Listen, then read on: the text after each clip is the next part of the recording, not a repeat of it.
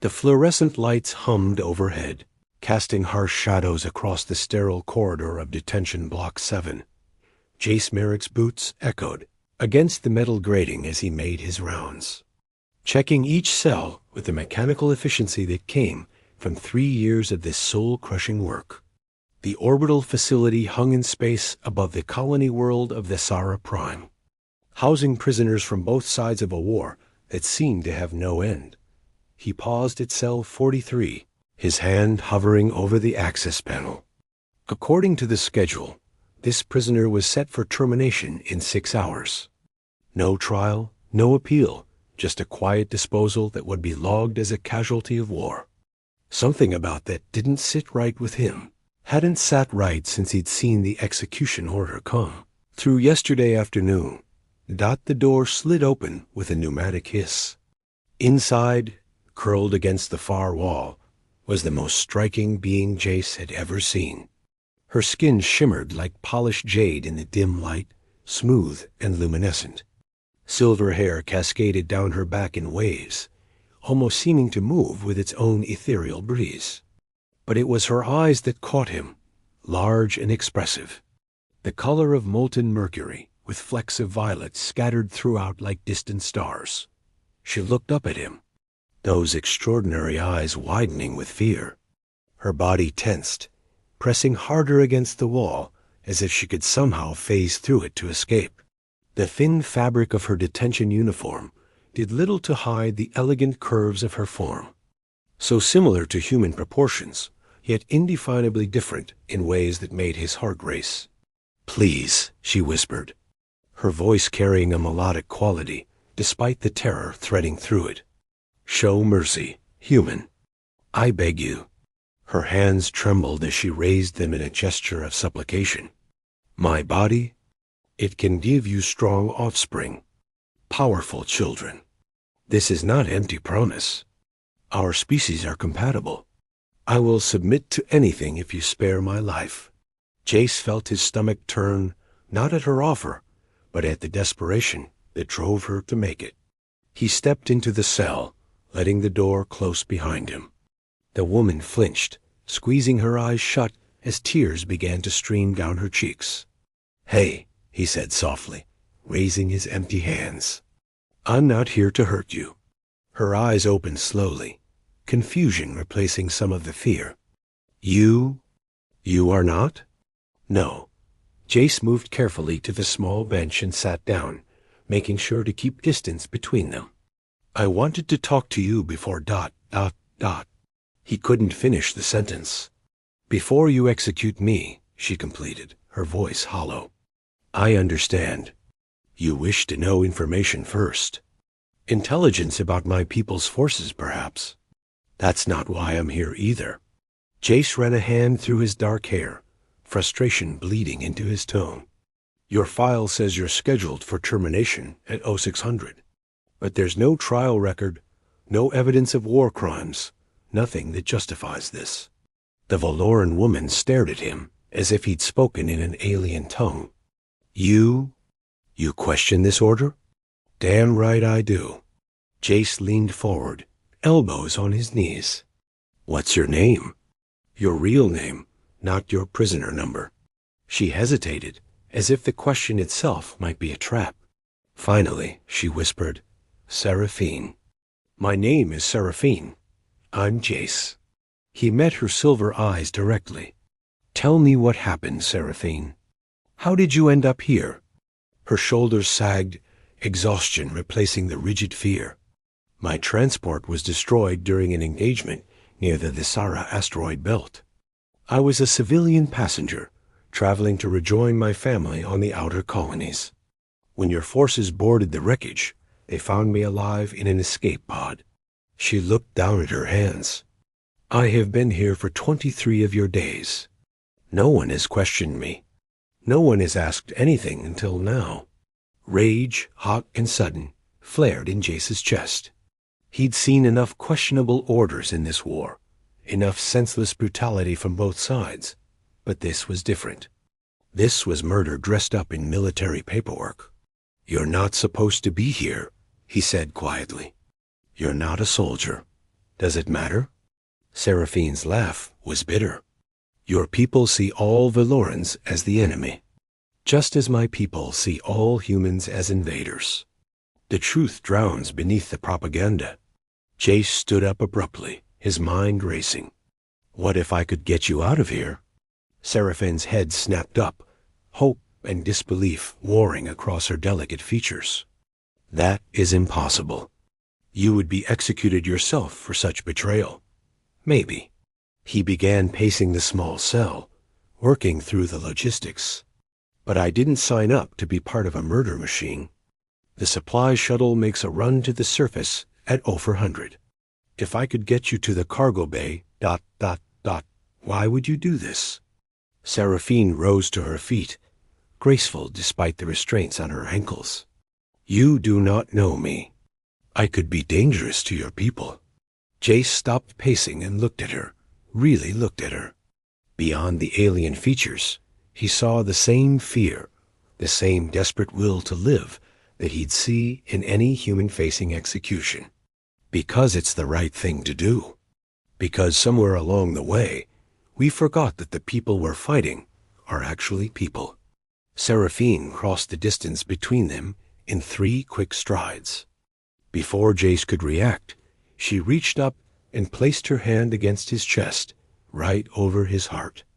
The touch sent an electric sensation through him, warm and tingling. Your heart beats fast, she observed, tilting her head. You are afraid, yet you offer help. Why? Fear means you're still human, Jace replied, acutely aware of her proximity. It means you haven't let this war turn you into something cold. Her silver eyes searched his face, as if trying to read the truth of his soul. Among my people, there is a saying, trust given in darkness shines brightest in the light. I do not understand you, Jace Merrick, but I choose to trust in your words. He gently took her hand, removing it from his chest before the sensation overwhelmed his rational thinking. Then we need to move fast. I'll come back at 0-3-30. Be ready. What will you tell your superiors? A grim smile crossed Jace's face. That there was a malfunction in the cell's environmental controls. By the time they investigate, you'll be long gone. He moved toward the door, then paused. Seraphine, when you get to the surface, head for the Meridian Wastes. There are settlements there, people who don't care about the war. You'll be safe. And you? Her voice was soft, concerned. What happens to you? Don't worry about me. I'll figure something out. As the cell door closed behind him, Jace Merrick knew he'd just crossed a line he could never uncross. In helping one enemy prisoner escape, he'd become a traitor to everything he'd sworn to protect. But as he walked back down that sterile corridor, he felt lighter than he had in years. Sometimes treason was just another word for conscience. In her cell, Seraphine pressed her hand against her chest, feeling the rapid flutter of her own heart. The human's touch had awakened something in her, something she hadn't felt since before the war consumed her world. Hope, and perhaps, impossibly, something more. The cargo shuttle shuddered as it broke through the Sara Prime's atmosphere, red emergency lights casting an ominous glow throughout the cramped hold. Jace crouched behind a stack of supply crates, one hand steadying Seraphine as the vessel bucked through turbulence. She pressed close to him, her body warm against his side despite the chill of the unheated cargo bay. How much longer? She whispered, her breath ghosting across his ear. 5 minutes to landing, Jace replied, checking his stolen datapad. Then we'll have maybe 10 minutes before someone notices the cargo manifest doesn't match what actually gets unloaded. Seraphine nodded, her silver hair catching the red light like liquid metal. She'd changed from her detention uniform into maintenance coveralls he'd smuggled aboard, but nothing could disguise the otherworldly quality of her features. On the surface, among the diverse population of refugees and colonists, she might pass unnoticed. Up here, in the controlled environment of the facility, She was unmistakable. The shuttle's landing thrusters engaged with a deafening roar. Jace felt the familiar lurch as the vessel touched down, magnetic clamps engaging with the landing pad. Around them, the cargo containers began their automated unloading sequence, robotic arms reaching in to extract supplies. "Now," Jace urged, pulling Seraphine toward the emergency maintenance hatch. He'd disabled the sensors hours ago during his shift, a small act of sabotage that would be attributed to the facility's aging systems. The hatch popped open, revealing a narrow crawl space that led to the external hull. They squeezed through, Seraphine's lithe form navigating the tight space with remarkable ease. Jace followed, pulling the hatch closed behind them. The crawl space opened onto a service catwalk running along the shuttle's exterior. Dawn was breaking over the Sara Prime, painting the sky in shades of amber and violet. The landing pad sat on the outskirts of New Carthage, the planet's largest settlement, and beyond the city's edge stretched the Meridian Waste's vast expanses of rust-colored desert dotted with abandoned mining operations. There, Jace pointed to a gap in the perimeter fence, half hidden behind a cluster of waste processors. "We can slip through there, then it's 2 kilometers to the old Davidson mining complex. No one's used those tunnels in years." They dropped from the catwalk, Jace landing first and catching Seraphine as she jumped. For a moment they stood frozen, her body pressed against his, both breathing hard from adrenaline and exertion. Her silver eyes met his, wide with something beyond fear, a spark of connection that neither of them could name. "Thank you," she breathed. "For my life. For this chance." Jace released her reluctantly, the absence of her warmth immediate and surprising. "Thank me when we're actually safe. Come on." They ran across the tarmac, keeping low and moving during the gaps in the security sweeps. The fence gap was right where Jace remembered, a maintenance oversight that had never been corrected. They slipped through and into the wasteland beyond, leaving the settlement behind as the twin suns rose higher in the sky. The trek across the desert was brutal. The temperature climbed rapidly, and Jace was grateful for the thermal regulators in his uniform, though Seraphine seemed less affected by the heat. She moved with a fluid grace that made the rough terrain look effortless, occasionally pausing to examine the strange rock formations or sparse vegetation. "Your world is beautiful," she said during one such pause, running her fingers over a cluster of crystalline flowers that grew from a crevice in the rocks. "Different from Velora, but beautiful nonetheless." "You miss your home," Jace observed, wiping sweat from his brow. Seraphine's expression grew distant. "I miss what it was before the war. Green valleys that stretched to the horizons, cities built into the sides of mountains, the singing towers of Meridalis that played music when the wind blew." She turned to him, sadness etching her features. "Now it is all battlefields and ruins. The singing towers fell silent 3 years ago, destroyed in the bombardment." Jace felt an unexpected pang of guilt. He'd participated in missions over Veloran territories, though he'd never set foot on the planet itself. How many of those strikes had destroyed something beautiful and irreplaceable? "I'm sorry," he said quietly, "for what my people have done to yours, and I for what mine have done to yours." She stepped closer, reaching out to touch his face with gentle fingers. "But you, Jace Merrick, you are not your people, just as I am not mine. Perhaps that is where we start as ourselves, not as representatives of worlds at war." Her touch sent heat racing through him that had nothing to do with the desert sun. Before he could respond, his datapad chirped urgently. Jace pulled away, checking the alert with growing dread. "Damn it," he muttered. "They've discovered you're missing. Facility-wide lockdown, and they're sending security teams to sweep the surface." Seraphine's face paled, her skin taking on an almost luminous quality in her fear. "They will find us. There is nowhere to hide in this emptiness." "The mining complex," Jace insisted, grabbing her hand. "If we can reach it before the search teams deploy, we can lose them in the tunnels." "Come on." They ran.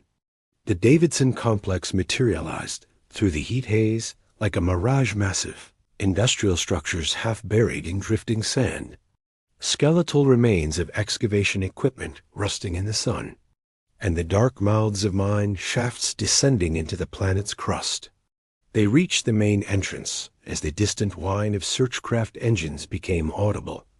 Inside, the temperature dropped dramatically. Emergency lighting strips cast pools of blue-white illumination at irregular intervals, leaving vast stretches of tunnel in darkness. The air smelled of rust and old machinery, but it was blessedly cool after the furnace heat outside. "How far do these tunnels go?" Seraphine asked, her voice echoing strangely in the enclosed space. "Kilometers in every direction," Jace replied, activating his datapad's mapping function. The Davidson Corporation was mining rare earth elements here before the war started. When the fighting reached this sector, they abandoned everything. He studied the map, tracing potential routes with his finger.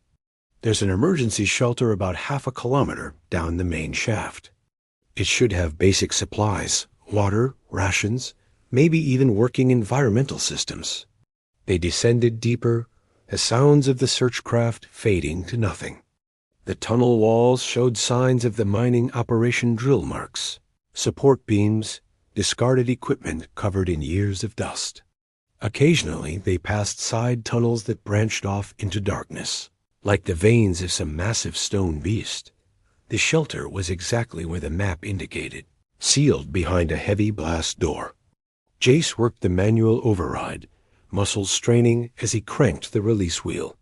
The door groaned open, revealing a space about 10 meters square, lined with storage lockers and featuring a small living area with bunks and basic facilities.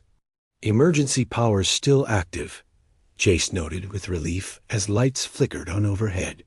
He moved to the storage lockers, finding them well stocked with sealed rations, water containers, and survival equipment. "We can hold out here for a while, at least until the search dies down." Seraphine explored the space, her fingers trailing over surfaces with curiosity.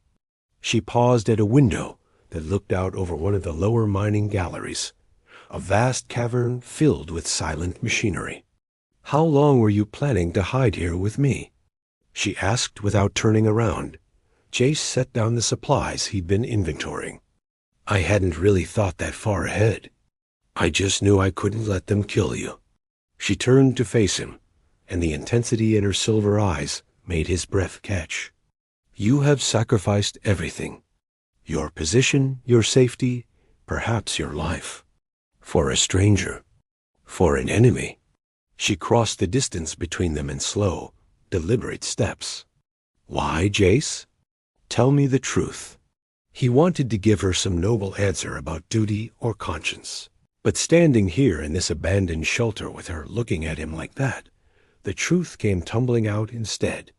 "Because when I saw you in that cell, terrified and alone, something in me recognized something in you.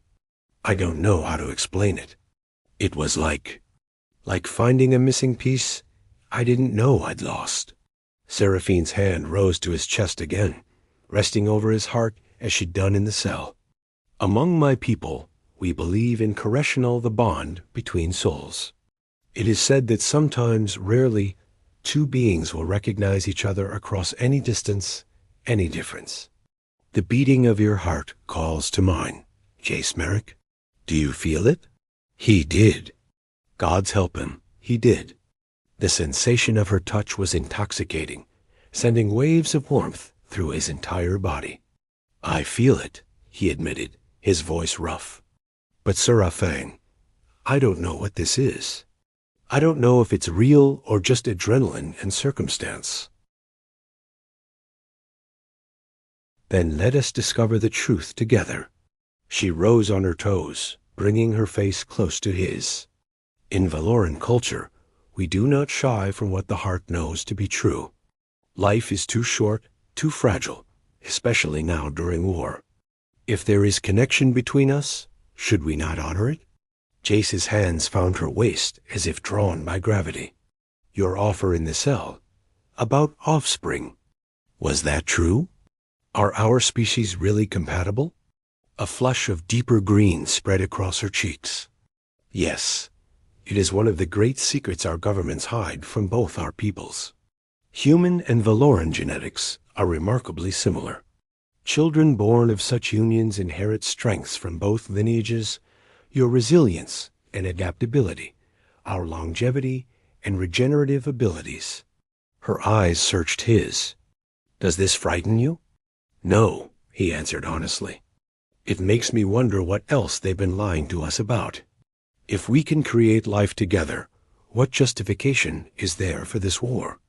There is none, Seraphine whispered. Only fear and greed and the momentum of violence. But here, in this moment, there is only you and I. Let the war exist outside these walls. Let us exist here as simply Jace and Seraphine. He pulled her closer, feeling the live strength in her body, the way she fit against him perfectly, despite their differences. I've never done anything like this before, he confessed. Defied orders, abandoned my post, felt this way about someone I barely know. Then we are both discovering new territory. Her fingers traced the line of his jaw, sending shivers down his spine. In Valoran tradition, when two people recognize Koreshinal, they seal the bond through an exchange of breath and touch. It is both simple and sacred. Show me, Jace breathed. Seraphine's lips curved in a smile of surprising tenderness. She guided his hands to rest against her face, then placed her own against his. Breathe with me, she instructed softly. Feel the rhythm of life that flows between us. Their breaths synchronized, shallow and quick at first, then deepening as they focused on each other. Jace felt something shift, a sense of connection that went beyond the physical. He could almost feel her heartbeat, rapid and strong, matching the cadence of his own. Now, Seraphine whispered, her eyes drifting closed. We seal it? The kiss was gentle at first, exploratory. Two people discovering unknown territory.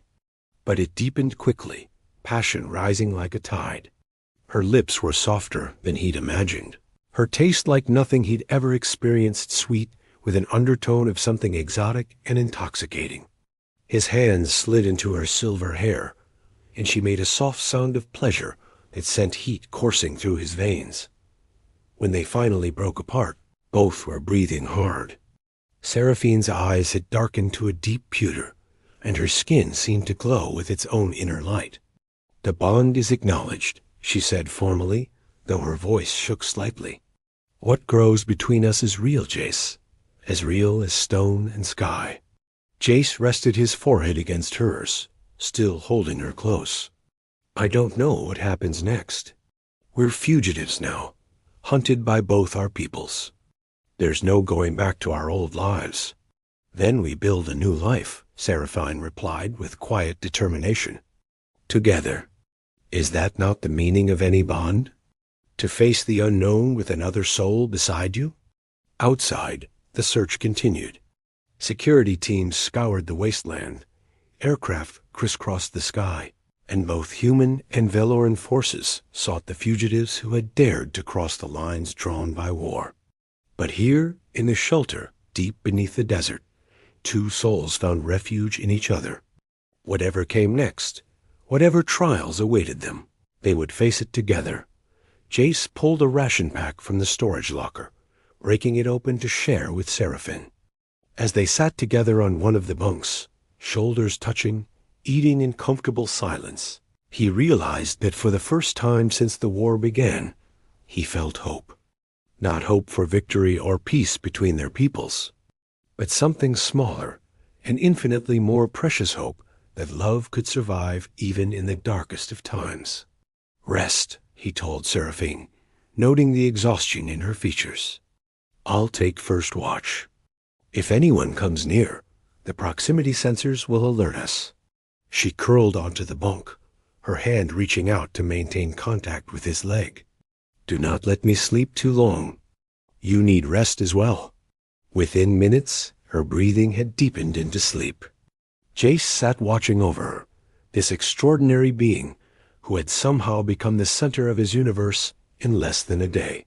His hand rested on hers, feeling the warmth of her skin, the subtle differences in her physiology that only made her more fascinating. The datapad on his belt vibrated with an incoming transmission. Jace pulled it free carefully, not wanting to disturb Seraphine. The message was from his former supervisor, Captain Vance. Merrick, I don't know what you're thinking, but there's still time to fix this.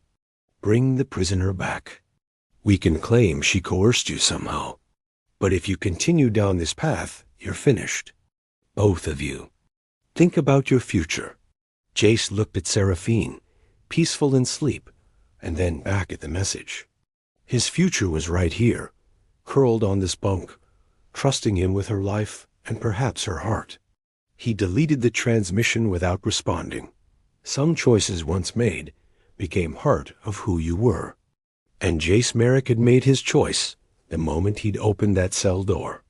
Now there was only forward, into whatever future he and Seraphine could build together from the ashes of war. He settled back against the wall, keeping watch through the night, one hand never leaving hers.